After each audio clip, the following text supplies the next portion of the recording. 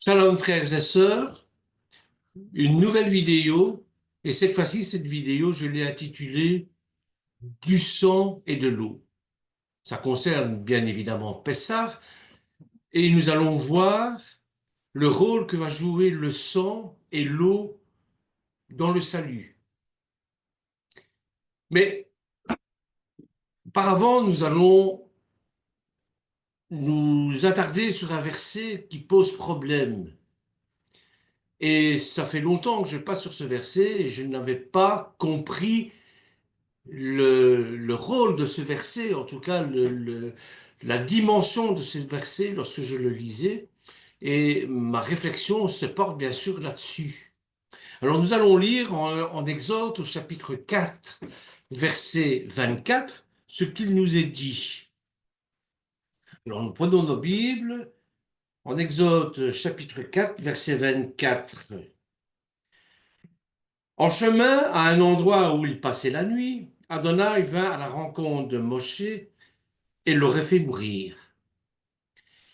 Si Tzipora n'avait pas pris un silex et coupé le prépuce de son fils, elle le jeta à ses pieds en disant, tu es pour moi un époux de sang, et Adonai le laissa. Elle ajouta, un époux de sang à cause de la circoncision. Bien voilà, frères et sœurs, nous allons voir dans ce verset, nous allons voir dans ce paragraphe l'importance de la circoncision dans le but du salut. Et les deux points culminants de Pessah, c'est bien sûr l'eau et le sang. Le sang se dit en hébreu dam, vous le savez comme moi maintenant, hein, ça fait plus d'une fois qu'on le dit, qu'on le définit. Et il est déjà présent dans la dimension adamique qu'on rencontre dans la Genèse, dans Bereshit. Et selon le terme Adam, l'Éternel constitue l'essence même de l'humanité par le sang, et il constitue une dimension messianique qu'on appelle Mashiach, qui procède de plusieurs matrices liquides, dont le sang aussi. Et comme l'Adam représente plusieurs dimensions, le Mashiach va représenter lui aussi plusieurs dimensions. Généralement, c'est au nombre de 3 réalités, selon parfois le même modèle que celui d'Adam. Alors, le nom générique d'Adam, l'humanité, ça veut dire l'humanité, l'homme complet, l'homme spirituel, car il a en lui ce que les autres créatures n'ont pas, c'est cette notion d'éternité. En Ecclésiaste au chapitre 3, verset 11, il nous dit que il fait toutes choses bonnes en son temps, même il a mis dans le cœur la pensée de l'éternité, bien que l'homme ne puisse pas saisir l'œuvre que Dieu fait du commencement jusqu'à la fin. Vous allez comprendre pourquoi j'insiste sur ce verset, cette notion d'éternité. Et en Genèse au chapitre 2, verset 7, Elohim forma à Adam, poussière de Adama. À Adam, c'est l'homme. Littéralement, le terreux, le glébeux, comme dirait le Chouraki. Et Adama, ben, c'est la terre, la glaise, l'argile. Le jeu de mots étymologique de la Bible est analogue au latin. L'homme, en latin, se dit homo. Et ça tire son origine de humus, l'humus, le terreau. Mais cette étymologie, c'est une étymologie populaire, ne tient pas compte du mode de formation des mots de la langue hébraïque. Elle se fait au plus court, au plus long, parallèlement à l'élaboration des notions. Donc, Adam qui donne Adama, et c'est pas le contraire. Et dans le texte, la terre n'est nommée Adama qu'après la formulation par Dieu du projet de créer Adam. Auparavant, la terre s'appelle Aretz. Le nom de Adam, l'humain, est pris en son sens collectif dans la première partie du récit de la Genèse. Et il devient un nom propre, individuel, désignant le personnage d'Adam quand Genèse au chapitre 4, verset 25. Adam connut encore sa femme, elle enfanta un fils et l'appela de nom de Seth, car, dit-elle, Dieu n'a donné un autre fils à la place d'Ével d'Abel que Caïn a tué. Adam pourrait aussi dériver d'une autre racine sémitique, qui est Édom, rouge. Et le sang, c'est rouge. Voilà pourquoi je vous parle des définitions d'Adam. C'est parce qu'on rencontre la notion de rouge, la notion de sang dans Adam. Dans la tradition juive, dans le Midrash, l'exégèse juive, les explications des Écritures, eh bien, les exégèses juives proposent plusieurs explications au nom Adam. Adam se composerait de Ed, qui est le siège de la terre, et de Dam, qui est son sang, le siège de l'âme. Valeur numérique 44. Comme celui de Thalé, qui veut dire l'agneau. Voyez la similitude, vous voyez le lien qu'on peut faire entre Thalé, l'agneau, et le sang. Parce que par la suite, nous parlerons de l'agneau immolé, bien sûr. Alors, le mot être est dérivé de Adéret, qui veut dire la cuirasse. Adon, qui veut dire le seigneur, le dominateur. Adir, qui veut dire le fort. Et en termes de microsémantique, être suggérerait l'énergie vitale que l'on tire de la terre. Et vient d'Adam, bien sûr, mais aussi d'Édom, rouge. Le rouge est la couleur la plus vive. Adama serait également, si on le sait entendu, Adam, ma, l'homme, quoi? Ma, c'est la question que les Juifs se posent. Quoi? L'homme qui pose des questions existentielles, c'est ça, Adam, ma.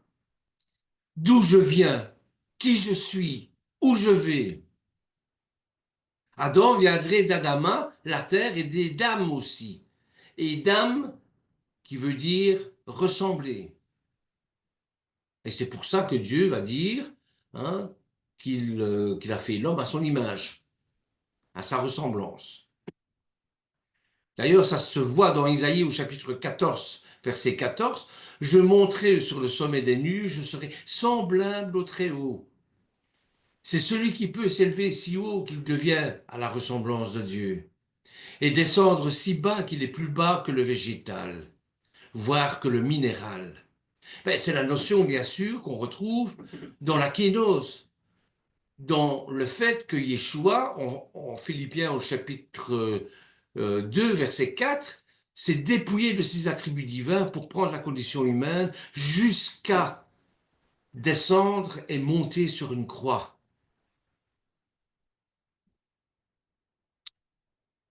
Il existe bien sûr ce qu'on appelle un notaricon, c'est-à-dire on prend les premières lettres de chaque les consonnes d'Adam et ça nous donne Abraham, David qui est la porte, bien sûr, la porte, mais quelle porte? La porte de la royauté. Donc toute la lignée d'Adam doit passer par cette porte de la royauté pour le même, c'est-à-dire faire naître leur Mashiach. Donc il est important d'approcher ces dimensions pour mieux cerner ce que le texte veut nous faire dire, veut dire. Alors nous allons voir l'importance du sang qui se rencontre avec Abraham, bien sûr. dans la circoncision, la Brit Mila. Et pour ça, on va reprendre les textes de Genèse au chapitre 17, hein, et nous allons voir la circoncision d'Abraham et des siens, et de son peuple. Alors voilà comment se réalise l'alliance de sang. Parce que la circoncision, c'est une alliance de sang. Circoncision, oui, mais quelle circoncision? Ce n'est pas celle promulguée par la Torah. Moshe ne l'a pas encore reçue. Alors d'où vient ce rituel? Mais d'Abraham, bien sûr. C'est ici mon alliance, dit Dieu à Abraham, que vous garderez entre toi et vous, et ta postérité après toi. Tout mâle parmi vous sera circoncis. Genèse chapitre 17, verset 10. À l'âge de 8 jours, tout mâle parmi vous sera circoncis selon vos générations. Bereshit, Genèse, chapitre 17, verset 12. Un mâle incirconcis, écoutez bien ceci, un mâle incirconcis qui n'aura pas été circoncis dans sa chair sera exterminé.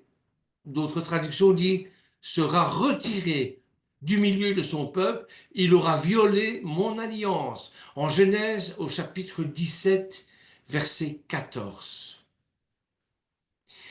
La sévérité du ton pourrait facilement faire penser que l'on est dans un texte mosaïque, mais pas du tout, pas du tout. C'est bien à Abraham, le père des croyants, que Dieu s'adresse. Et cette alliance est en réalité tripartite. Il a tout d'abord l'Éternel lui-même, c'est lui qui en définit les termes, et il est l'initiateur. Ensuite, vous avez Abraham, bien sûr, qui doit montrer l'exemple. Et troisièmement, le peuple issu des reins d'Abraham. D'ailleurs, Yeshua va dire, Moshe vous a donné la circoncision, non qu'elle vienne de Moshe, car elle vienne des patriarches. C'est dans Jean chapitre 7, verset 22. Et Étienne, dans son discours, dit également, Dieu donna à Abraham l'alliance de la circoncision, et ainsi Abraham, ayant engendré Isaac, le circoncis le 8e jour, Isaac engendra et circoncis Yaakov, et Yaakov les 12 patriarches. C'est dans Actes au chapitre 7, verset 8. Pourquoi je vous parle de ça? Ben parce que il y a justement ce précédent en Exode au chapitre 4, versets 24 à 26, dont je viens de lire en introduction les versets.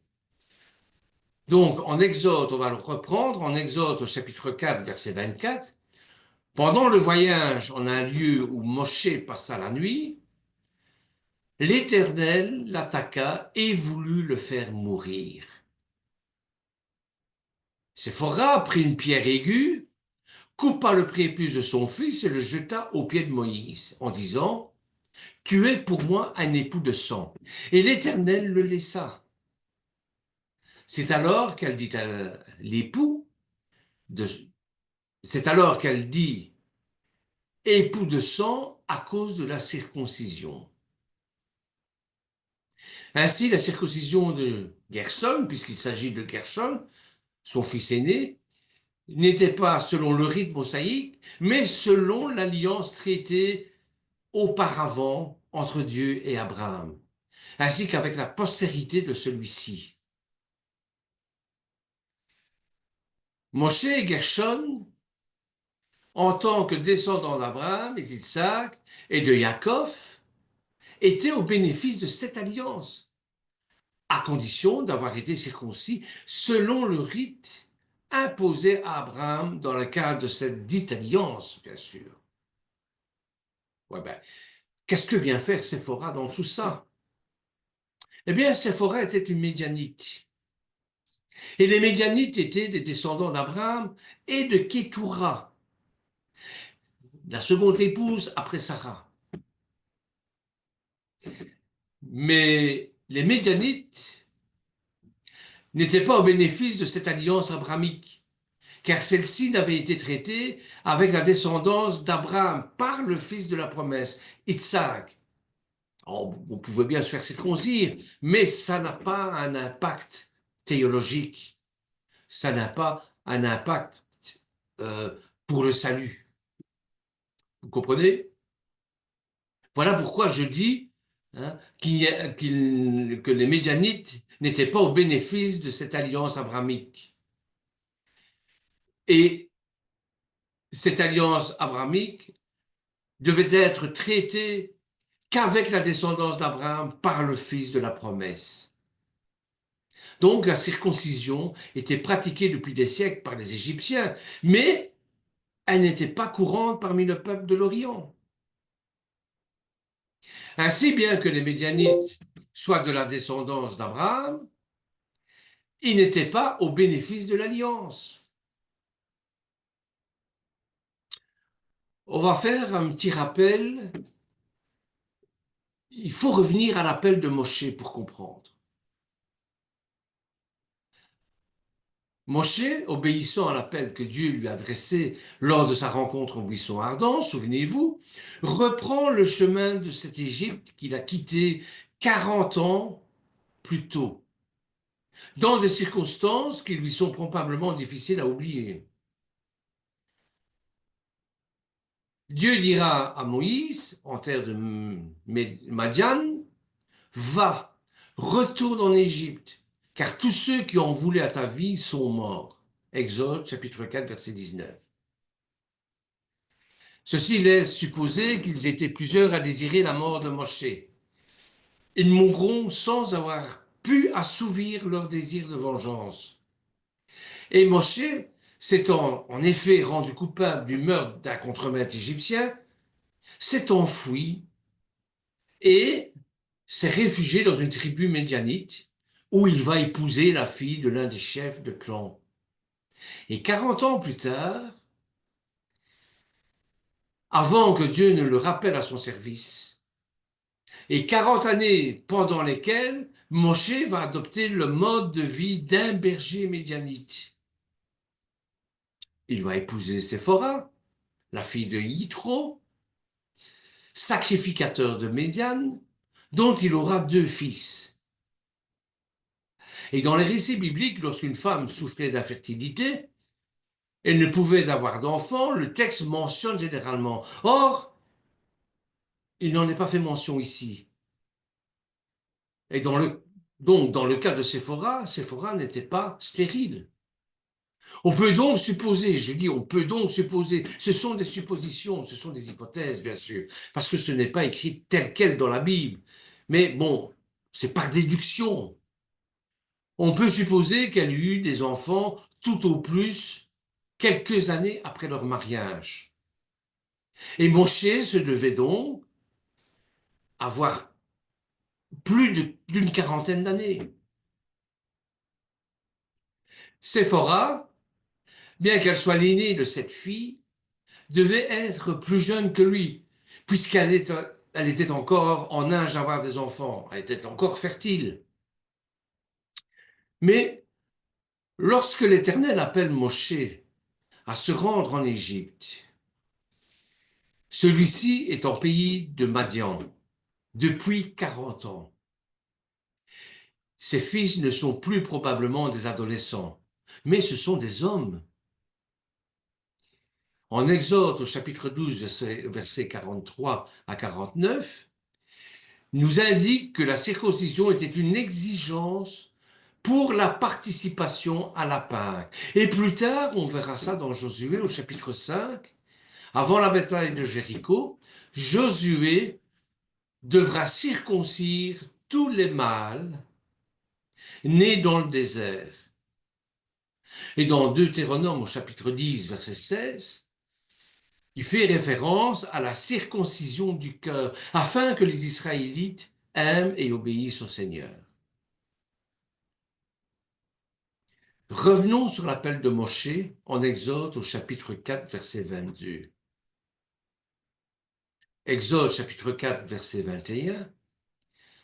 L'Éternel dit à Moshe, en partant pour retourner en Égypte, vois tous les prodiges que je mets en ta main. Tu les feras devant Pharaon, et moi, j'endurcirai son cœur, il ne laissera point aller le peuple. Tu diras Pharaon, et ça c'est très important, Exode chapitre 4 verset 22, tu diras Pharaon, ainsi parle l'Éternel, Israël est mon fils. Israël, toute la communauté d'Israël, femmes, hommes, enfants, c'est mon fils, mon premier-né. Je te dis, laisse mon fils, donc laisse mon peuple, pour qu'ils me servent. Pas pour qu'ils aillent faire du pique-nique ou qu'ils aillent faire du tourisme dans le désert, mais pour me servir. Si tu refuses de les laisser aller, voici, je ferai périr ton fils, ton premier-né. Donc il compare le premier-né de Pharaon au premier-né qui est Israël, le peuple d'Israël. Vous savez à quel point le premier-né est quelque chose d'important au Moyen-Orient, le Béror. Et le texte biblique relate le dialogue entre Moshe et l'Éternel comme un homme qui parle à son ami.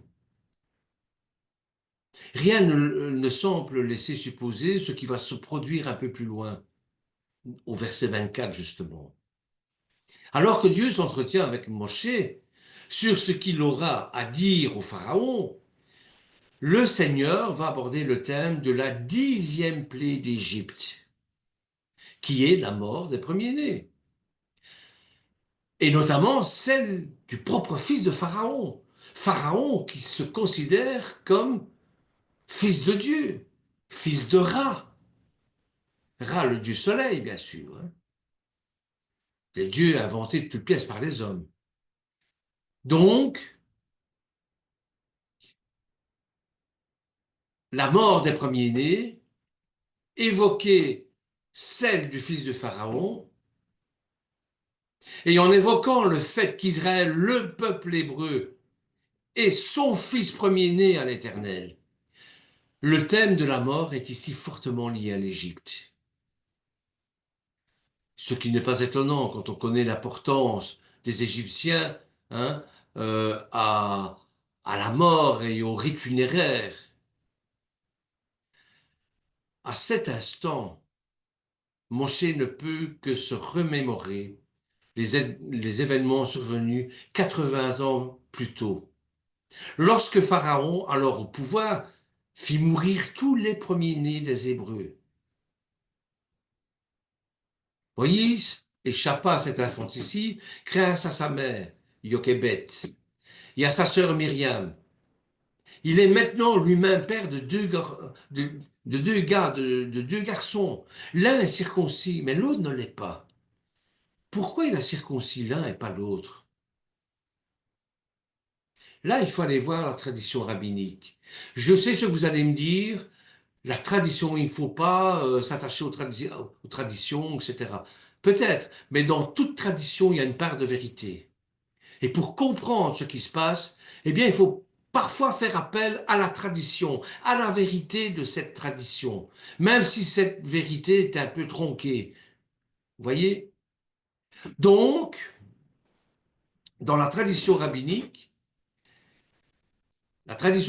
dit que Gersom, le premier-né de Moïse, était le petit-fils de Yitro, sacrificateur de Madian. Et il était destiné à devenir son successeur.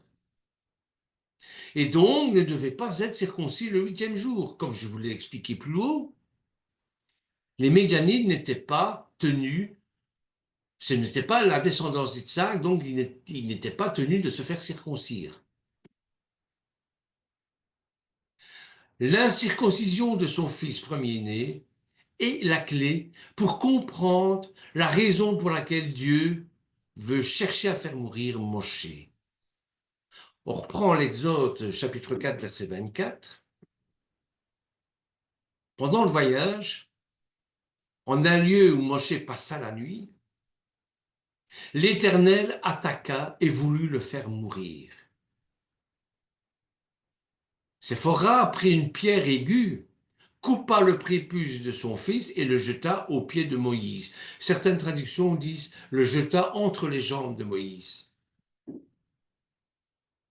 Et le jeta aux pieds de Moïse en disant, tu es pour moi un époux de sang, et l'Éternel le laissa. C'est alors qu'elle dit époux de sang à cause de la circoncision. L'endroit où il va passer la nuit, en hébreu c'est Bamalon. Et Bamalon a une valeur numérique de 126. Et 126, c'est aussi, vous savez bien qu'on peut jouer avec les mots et avec les expressions qui ont la même valeur, la même force que le mot. Et Bamalon, 126 de valeur numérique, correspond aussi à deux termes, deux expressions qui ont la valeur de 126. La première, c'est la terre de miséricorde, le lieu de miséricorde. Et le deuxième, c'est deux visions. Ça veut dire quoi?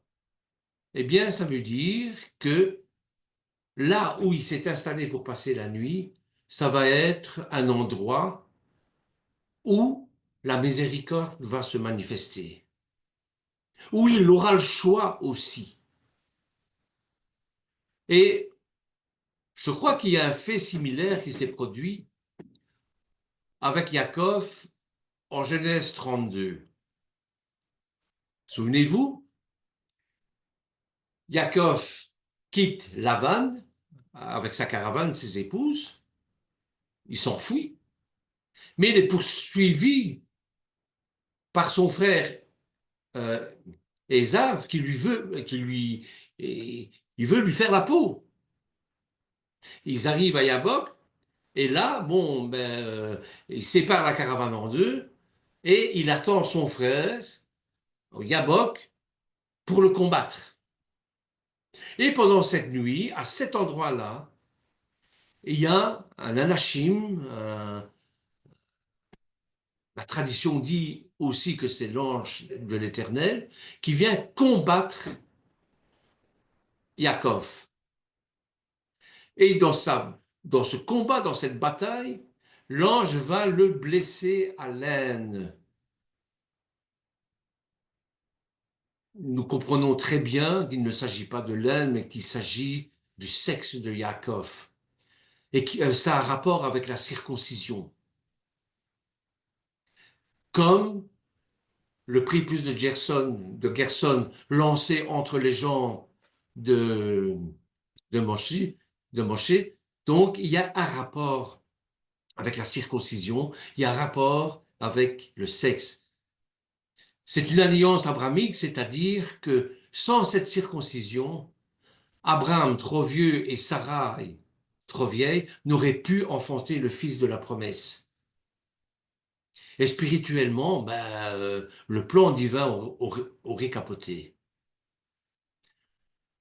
Donc, vous voyez l'illusion, pas l'illusion, la similitude, je vais dire, entre Genèse 32 et cet épisode-ci de Moshe en Genèse au chapitre 4, verset 24. Siphora va dire époux de sang. Et le sang ici, c'est au pluriel. Donc, Moshe et Séphora vont donc prendre la route de l'Égypte en famille, accompagnés de leurs deux fils, et il se peut qu'ils n'aient pas voyagé seuls. Et très probablement, s'était-il joint à une caravane qui se rendait en Égypte. D'ailleurs, la version d'Arbi mentionne que l'épisode de la circoncision de leur fils aîné s'est produit dans un caravane sérail. C'est alors que pendant le voyage, en un lieu où Moshe passe la nuit, Bamalon, l'Éternel l'attaque et veut le faire mourir. Comme pour Yaakov, l'Éternel l'attaque durant la nuit, hein, et ça va durer toute la nuit, et à l'aube, il va demander à, à l'Éternel de le bénir. Et c'est à ce moment-là que Yaakov va changer son nom en Israël. Donc, alors que pendant le voyage, en un lieu où Moshe passe la nuit, l'Éternel l'attaque et veut le faire mourir. Exode, chapitre 4, verset 24. Le texte biblique ne spécifie pas, tout au moins pas explicitement, la nature de cette attaque, ni même la raison de cette attaque. Moïse aurait contracté une maladie qui devait le conduire à la mort. Toujours est-il que Séphora prend la raison, comprend la raison de cette attaque. Séphora, ça veut dire l'oiseau.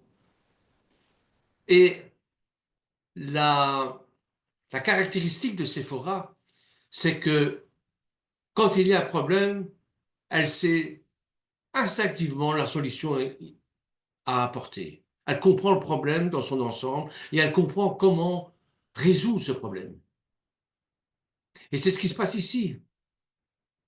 Donc, on pourrait supposer que mon chien aurait contracté une maladie qui devait le conduire à la mort. Toujours est-il que Séphora comprend la raison pour laquelle son époux est agonisant, est en train de mourir. Et Gerson, leur fils aîné, n'est pas circoncis. C'est ça le problème. Elle va donc pratiquer elle-même la circoncision sur leur fils, mais à contre-cœur. Je vous ai dit, c'est une médianite. Et elle n'est pas obligée d'être soumise à l'alliance abrahamique. Donc, elle va littéralement toucher les pieds de son mari. Vataga les raglo en hébreu. Toucher le pied de son mari. Certaines traductions disent elle a lancé le prépuce entre les jambes, entre guillemets, sur le sexe, puisque ça a un rapport avec le sexe de Moshe, en lui disant tu es pour moi un époux de sang, Khatam Damim, Damim. Et le mot sang est ici au pluriel. Et l'utilisation du pluriel lorsqu'il s'agit de sang a une signification particulière. Ça désigne un acte d'une extrême violence, un massacre, une boucherie, une tuerie. Et encore aujourd'hui, les âmes sensibles pourraient considérer la circoncision comme un acte barbare. Donc le pluriel revêt un sens très fort. Il est utilisé par exemple lorsqu'il fait mention dans la Genèse du meurtre d'Ével d'Abel par son frère Caïn. Et le fait que Séphora utilise ce mot démontre la répugnance qu'elle éprouve envers la circoncision. Qui plus est, celle de son propre fils. Comme si Séphora disait à Moshe, tu m'as forcé à pratiquer une boucherie sur mon fils. Eh bien tiens, le v'là le prépuce de ton fils. Les mots Vataga les ragla, toucha les pieds, présentent également une information sur l'attitude de Séphora à l'égard de Moïse. Taga, ça signifie toucher, frapper, étendre, oui, oui, bien sûr. Mais on peut également le traduire par être frappé par la maladie. Ou encore par être abattu, battu, être vaincu, être maltraité. Donc, à la lumière de ces différentes définitions, on peut avoir une idée plus précise de ce qui s'est produit alors entre le mari agonisant, Taga, c'est ça que ça veut dire, et son épouse offusquée de ce qu'elle va faire, de ce qu'elle a fait. Et après avoir agi avec répulsion, mais détermination, Séphora s'approche de Moshe, tenant dans sa main ensanglantée le prépuce de son fils. Elle va alors toucher les pieds ou le lancer sur les parties entre les jambes de son mari, de Moïse, dans un geste que l'on peut imaginer empreint d'une certaine vigueur de colère, tout en se sentant vaincu. C'est ça Taga. Elle, la femme forte, au caractère bien trempé, c'est une Médianite. Elle s'est soumise à cet homme. Et dans ce qui a dû être un conflit conjugal, un conflit virulent, elle en ressort battue, vaincue. Taga. Taga, c'est ça. Et à ses yeux, elle a été forcée de commettre une maltraitance. Taga. C'est toujours le même mot, avec les plusieurs définitions dont je vous ai dit, je vous ai défini plus tôt. Envers son propre fils, la chair de sa chair. Opérer une action de cet ordre envers son propre fils, chair de sa chair, c'est pire encore de se l'affliger à elle-même. Et lorsque Séphora touche les pieds ou le sexe de Moshe, elle le fait avec toute la virulence que cet acte lui a causé en son fort intérieur. Encore une fois, c'est une supposition.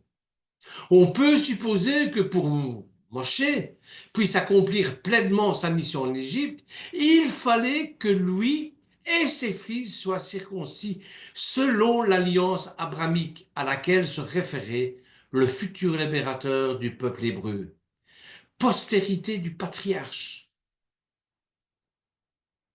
Il se peut qu'une vive discussion ait opposé Moshe et Séphora. Moshe, comprenant l'enjeu que revêtait l'obéissance à un commandement de Dieu, et Séphora, éprouvant une pleine répugnance à ce que son fils soit circoncis. Il se peut que, encore une fois, ce sont des suppositions, voyant son mari à l'agonie, elle ait finalement cédé à sa demande de circoncire le fils premier-né. Bien, leurs relations vont ensuite se dégrader. Mais Moshe va retrouver la santé et reprendre le chemin d'Égypte.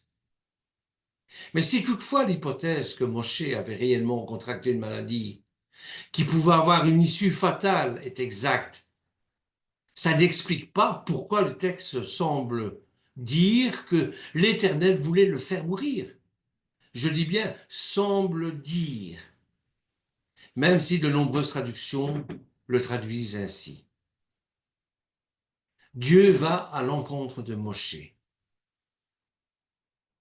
Pendant le voyage, en un lieu où Moshe va passer la nuit, Manakom, l'Éternel attaqua et voulut le faire mourir. On revient en Exode, chapitre 4, verset 24. Si le texte ne semble pas vouloir en dire plus, peut-être que les mots eux-mêmes pourraient être plus explicites. L'Éternel l'attaqua. Bagash. Bagash, c'est rencontrer, se joindre, se réunir, attaquer. Ce mot est utilisé 3 versets plus loin pour parler de la rencontre entre Aaron et Moshe, lorsqu'il est dit que Aaron rencontra Bagash Moshe. Chapitre 4 de l'Exode, verset 27. On peut facilement supposer de nouveau que leur rencontre fut de plus heureuse après toutes ces années de séparation. Oui, mais d'autres textes, dans d'autres textes, le mot apparaît 14 fois dans les Écritures et le mentionne comme la rencontre face à face de deux personnes qui se veulent la guerre, de deux belligérants. Mais ce n'est pas le seul sens. On peut supposer que l'Éternel alla à la rencontre de Moshe sans qu'il y ait de sa part une attitude belliqueuse. Pendant le voyage, en un lieu où Moshe passa la nuit, l'Éternel l'attaqua et voulut Bagash.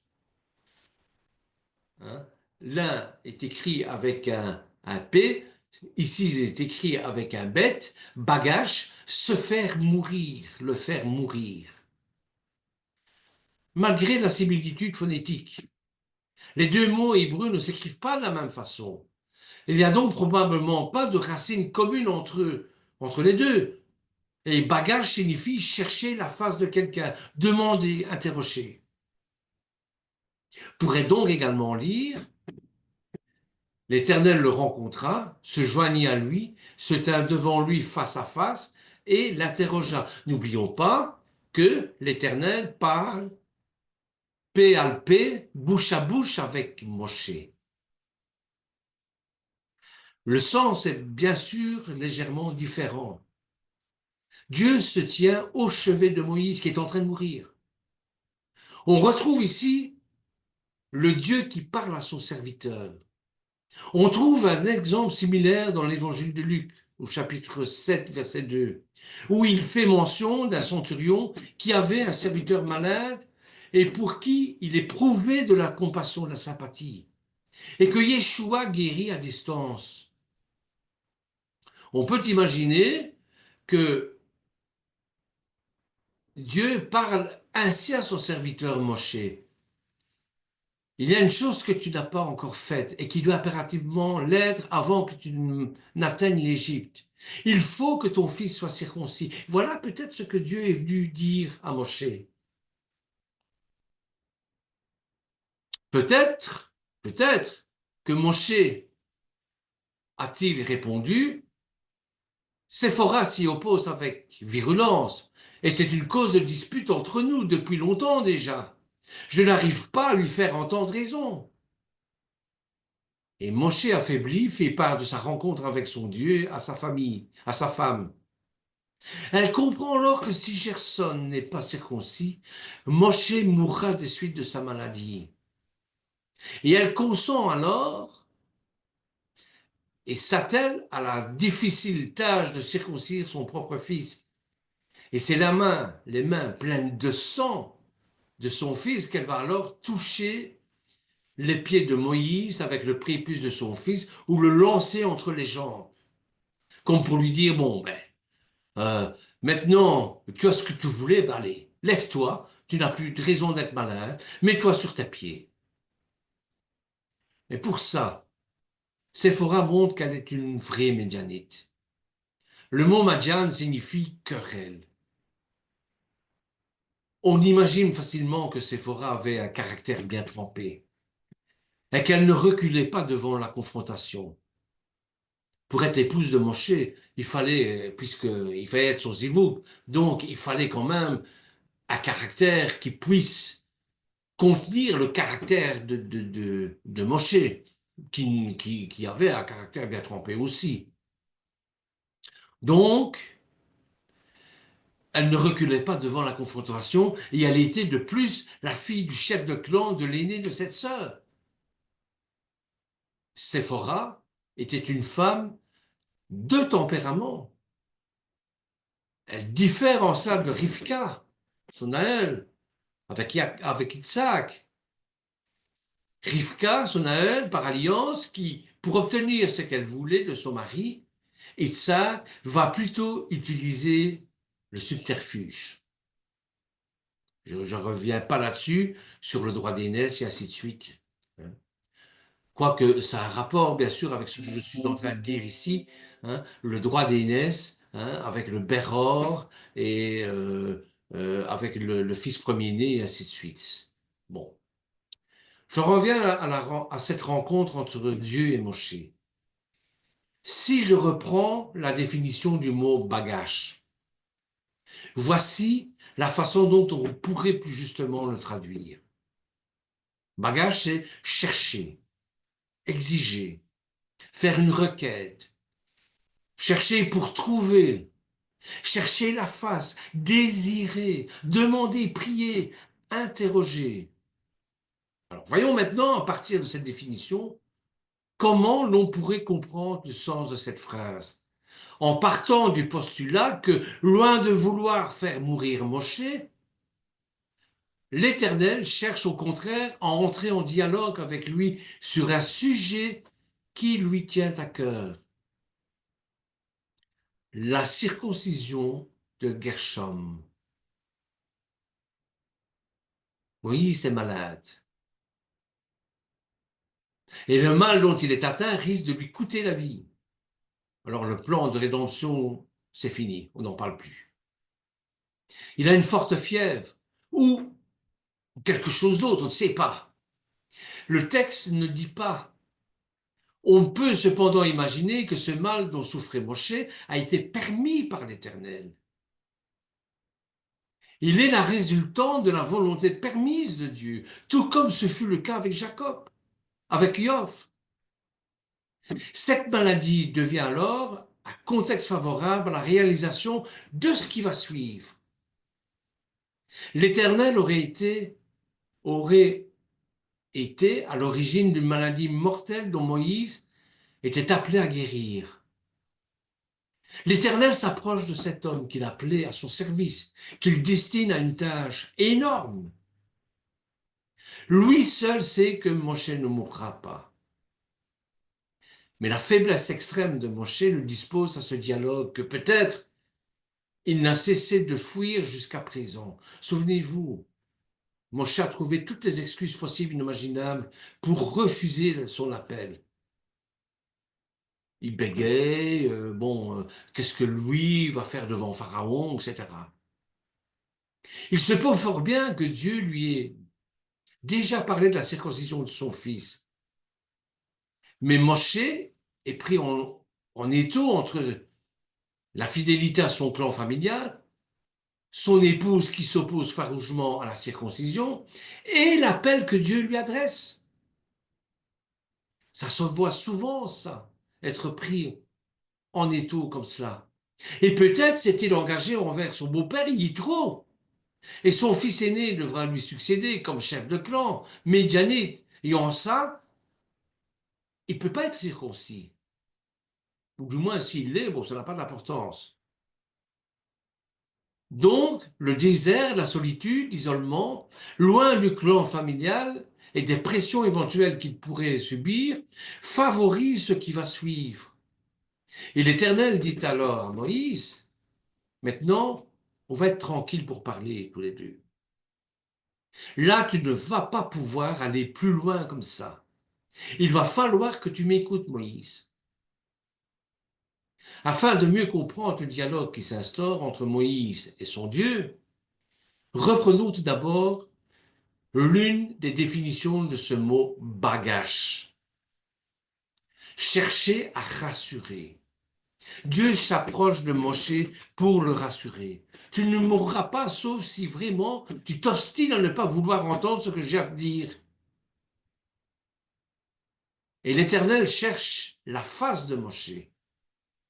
Il cherche le tête-à-tête. Mais il se peut fort bien que déjà Moshe lui-même, en proie à la maladie, en voyant sa fin approcher, et cherchait la face de Dieu. Il a prié, interrogé, cherché pour trouver la raison, la cause de son mal, et surtout son issue. Comment faire pour être guéri de ce mal? Et l'Éternel vient vers lui pour lui parler, non pour le tuer, mais afin de trouver son serviteur dans de bonnes dispositions pour un dialogue de qualité. C'est quand on est faible qu'on est fort, dira l'apôtre Paul. Et lorsque Dieu se retire, Moshe est probablement encore agonisant, mais il est maintenant devant un choix. Bamalon, les deux choix. Souvenez-vous de ce que je vous ai dit tout à l'heure. Ou bien il obéit, ou bien il meurt. En Devarim, il nous est dit, je mets devant toi le bien et le mal, la vie et la mort, choisis la vie. Eh bien, c'est ça qui se présente encore ici. Ou bien il obéit, ou bien il meurt. Et Séphora, en s'approchant de Moshe, comprend qu'il s'est passé quelque chose. Donc Moshe rassemble ses dernières forces pour lui susurrer à l'oreille la dernière chose qu'elle a envie d'entendre. Mais en son fort intérieur, elle sait ce que Moshe lui demande et la solution. Si Moshe meurt, elle va se retrouver seule et le plan divin va capoter. Elle va se retrouver seule dans cette caravane qui se dirige vers l'Égypte, où elle n'a aucune raison de se rendre. Donc, elle ne peut qu'obtempérer à contre-cœur, avec dégoût. Mais elle va circoncire son fils. Et horrifiée par ce qu'elle vient de faire, Séphora touche le pied ou lance le prépuce entre les jambes de son mari. Il a gagné. Moshe a gagné. Il a obtenu ce qu'il voulait. Mais désormais, il ne sera plus pour elle qu'un époux de sang, damim. L'utilisation plurielle signifiant toute l'abjection qu'elle éprouve pour cet acte auquel elle s'est sentie contrainte. Ce prépuce restera toujours entre Moshe et Séphora, comme une souillure sanglante que rien ne peut effacer. Et Moshe va guérir.